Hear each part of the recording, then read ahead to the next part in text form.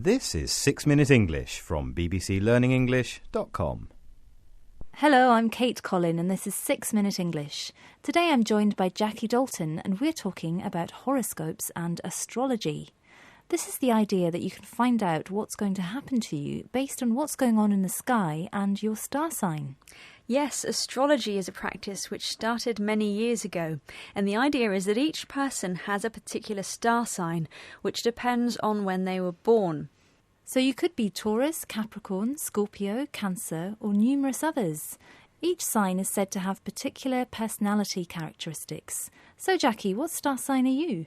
Well, I'm a Virgo, which means I'm supposed to be practical, intelligent, and a bit of a perfectionist. Sounds pretty accurate to me. Thank you. I'm Aquarius, and I'm supposed to be friendly, independent, but frequently late. No. Not sure about the last one. I'm always on time. You are. So here's my question for this week. How many different star signs are there in the zodiac? Is it A, 10, B, 5, or C, 12? I'm pretty sure it's 12. All right, we'll check your answer later. Well, astrology and horoscopes are very popular here in the UK, even though they're often taken with a pinch of salt. To take something with a pinch of salt means that we don't believe something to be entirely accurate or true. Horoscopes usually appear in daily newspapers and magazines, and every morning thousands of people read them to try to find out what's in the stars for them that day.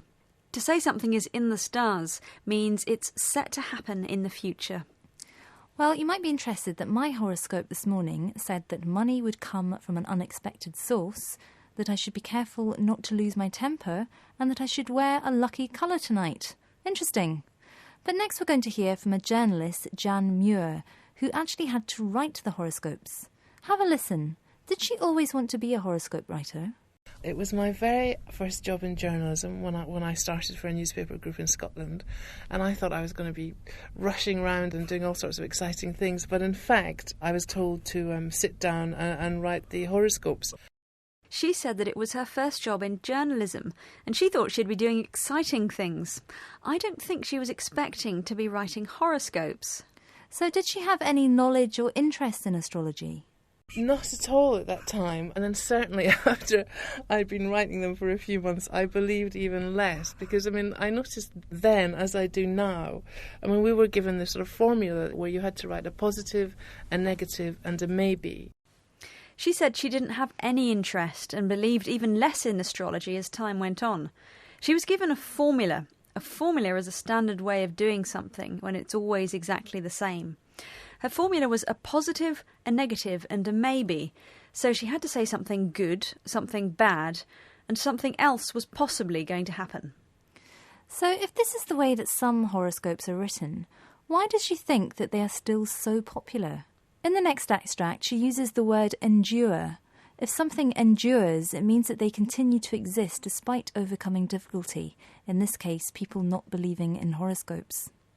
Well, I think that's one of the reasons why they endure, because when people read a newspaper or a magazine, it's full of all sorts of information about the world at large, about politics and famine and film stars and all sorts of things, and then the one little bit in the newspaper refers to them. It's all about them. She said that horoscopes endure because they're actually about the people who read the newspapers, so they always want to know about themselves. Yes, it could be, but people are often sceptical about astrology and horoscopes. To be sceptical is when you have doubts or don't believe in something. There are numerous associations and societies offering training in astrology, and there's even a university which teaches it at postgraduate level. We're going to hear from Dr. Nicholas Campion, who's in charge of a course in Wales. What did he say when we asked him if he gets irritated or annoyed when people trivialise astrology? Trivialise means to make something out to be unimportant or a bit of a joke. No, it doesn't annoy me actually. In fact, I quite enjoy it. Because you've got in a tabloid newspaper, probably on the same page as the cartoons, a piece of ancient wisdom that's pre-Christian, stretches back to ancient Babylon.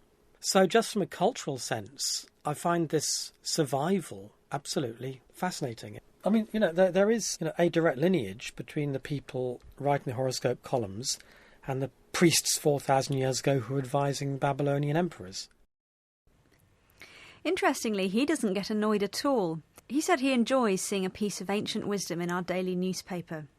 And he's right in a way. Whether we believe in it or not, it is fascinating that astrology dates back thousands of years, yet here we are, still talking about it and still reading our daily horoscopes.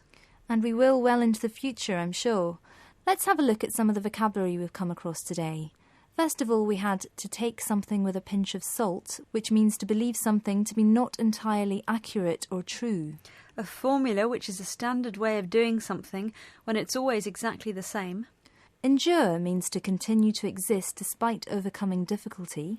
To be sceptical, to have trouble believing something. And trivialise, which means to make something out to be unimportant or a bit of a joke.